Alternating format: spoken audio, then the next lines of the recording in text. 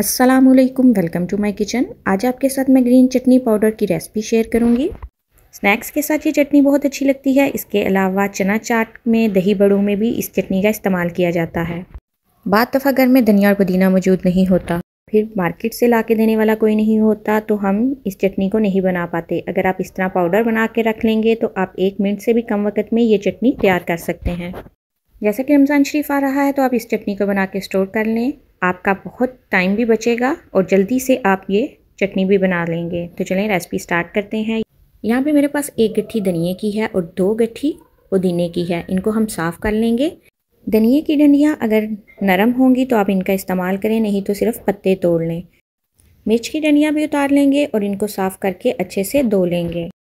इसके अलावा पुदीने को भी साफ़ कर लेंगे। पुदीने की डंडियाँ तो नहीं इस्तेमाल की जाती, सिर्फ पत्ते ही इस्तेमाल किए जाते हैं। इन तमाम चीज़ों को साफ़ करने के बाद अच्छे से धो लेंगे ताकि इनमें से मिट्टी अच्छे से निकल जाए। इसके बाद 2 तरीके हैं कि आप इनको खुश्क कर सकते हैं। टिश्यू पेपर या टॉवल लेके आप धनिए को इसके ऊपर बिछाएं और अच्छे से प्रेस करते हुए इसका पानी खुश्क कर लें ताकि इसमें नमी ना रहे। अच्छे से खुश्क करने के बाद आप इसे जिस पैन में डालना है उसमें डाल लें।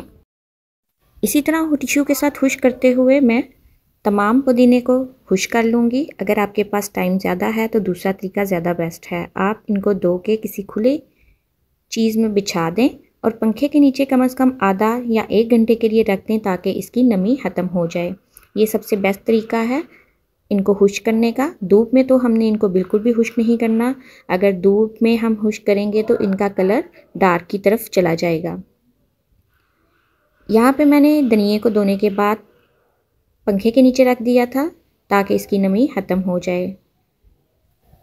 अब पुदीने वाले पैन को चूल्हे पे रखेंगे और मीडियम टू लो फ्लेम पे इसे ड्राई रोस्ट करेंगे जब तक ये बिल्कुल क्रिस्पी ना हो जाए।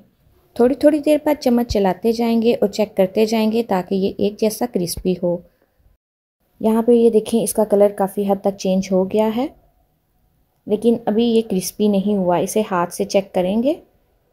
इन पत्तों को ड्राई रोस्ट करते हुए मुझे तकरीबन 10 से 12 मिनट लगे थे और ये देखें ये अब क्रिस्पी हो चुका है। अब इसे किसी प्लेट में निकाल लेंगे। अभी मैं आपको इसको चेक कराती हूँ कि हाथ में पकड़ने से ये बिल्कुल चूरा सा बन रहा है। अब इसी तरह धनिए को भी पैन में डाल के खुश्क कर लेंगे। आप धनिए और पुदीने को इकट्ठा भी खुश्क कर सकते हैं, लेकिन मैंने आपके साथ शेयर करना था इसलिए मैंने आपको अलग अलग करके दिखाया है। लेकिन अगर आप चाहें तो दोनों को इकट्ठा भी कर सकते हैं। इसी तरह धनिए को भी तब तक करेंगे जब तक ये बिल्कुल क्रिस्पी नहीं हो जाता। यहाँ पे देखिए धनिया कितना मुरझा चुका है, लेकिन अभी इसमें क्रिस्पी पन नहीं आया। तो अभी हम इसको मज़ीद करेंगे। जब ये क्रिस्पी हो जाएगा तो इसको भी प्लेट में निकाल लेंगे। अब मिर्चों को देख लेते हैं। यहाँ पे मिर्चें भी खुश्क हो चुकी हैं। मिर्चों का हम बारीक बारीक स्लाइसिस में कट कर लेंगे। जितने बारीक ये स्लाइसिस में कट होगी ये उतनी ही आसानी के साथ और जल्दी के साथ ये खुश्क हो जाएंगी। इसको भी हम पैन में डाल के खुश्क करेंगे। यहाँ पे मैंने मिर्चों के बहुत ही बारीक स्लाइस कर लिए हैं। अब इसको भी पैन में डालेंगे और मीडियम टू लो फ्लेम पे हम इसको भी तब तक करेंगे जब तक ये क्रिस्पी नहीं हो जाती।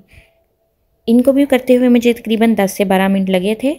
इन तमाम चीज़ों को हमने बहुत अच्छी तरह रोस्ट करना है, इतना कि ये क्रिस्पी हो जाए। अगर इसमें थोड़ी सी भी नमी होगी तो ये पाउडर ख़राब हो जाएगा। अगर बहुत अच्छी तरह तमाम चीज़ें खुश्क होंगी और इनका जब हम पाउडर बनाएंगे तो ये 1 माह तक भी आप स्टोर कर सकते हैं, बल्कि ज़्यादा देर भी स्टोर कर सकते हैं। ये बिल्कुल ख़राब नहीं होगा। ये देखें यहाँ पे मिर्चें भी क्रिस्पी हो चुकी हैं। इसे भी डाल के हम थोड़ी देर ठंडा होने के लिए रख देंगे। फिर उसी पैन में 1 टेबलस्पून ज़ीरा और 1 टीस्पून अजवाइन शामिल करेंगे और उसे कुछ सेकंड्स के लिए सिर्फ तब तक जब तक इसमें से अच्छी सी स्मेल ना आना शुरू हो जाए। कुछ सेकंड्स के लिए हम इसे रोस्ट कर लेंगे और इसको भी ठंडा कर लेंगे। जब तमाम चीज़ें ठंडी हो जाएंगी तो फिर इसे किसी जार में डाल के हम फाइन सा पाउडर बना लेंगे। ठंडा करना ज़रूरी है, नहीं तो इसमें मॉइस्चर रह जाएगा अगर हम गरम गरम इसको पीस लेंगे तो। फाइन सा पाउडर बना के हम इसे किसी बाउल में निकाल लेंगे और इसके बाद इसमें 1 टेबलस्पून नमक का शामिल करेंगे। नमक आप अपने टेस्ट के मुताबिक कम या ज़्यादा कर सकते हैं। यहाँ पे मैंने 1 टेबलस्पून नमक शामिल किया और इसे अच्छे से मिक्स कर लेंगे। आप इसे दही पकौड़ियाँ या फिर चना चाट या फिर दही सिंपल बनानी हो, आप इस पाउडर का इस्तेमाल करें। किसी को पता भी नहीं चलेगा कि आपने ये पाउडर से दही बनाई है। ये बिल्कुल फ्रेश टेस्ट आएगा। आप इसे 1 माह तक भी स्टोर कर सकते हैं, ये बिल्कुल भी ख़राब नहीं होगा। ज़िंदगी को आसान कर देने वाली ये रेसिपी है। अगर आप 1 टीस्पून किसी भी बाउल में डाल लें और इसे अच्छे से मिक्स करें, इसका कलर भी बहुत फ्रेश और टेस्ट भी बहुत फ्रेश आएगा। अगर आपको मेरी आज की वीडियो अच्छी लगी हो तो थम्स अप करें, फ्रेंड और फैमिली के साथ शेयर करें। मिलते हैं किसी नई रेसिपी के साथ, तब तक के लिए अल्लाह हाफिज़।